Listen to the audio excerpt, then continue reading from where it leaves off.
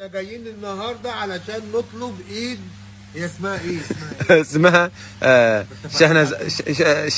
شهناز. شهناز. شهناز ايه؟ لا بنتك ما تعرف اسمها؟ اسمها شهرزاد. لا شهنهاز. شهرزاد؟ لا انت كذاب قوي. دي شهرزاد؟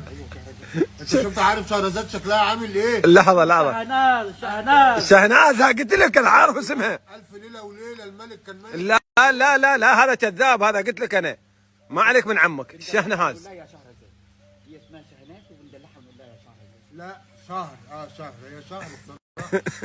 شهر، بس الشهر كله برد اللي هو طوبة ده، زعابيب وحاجات كده.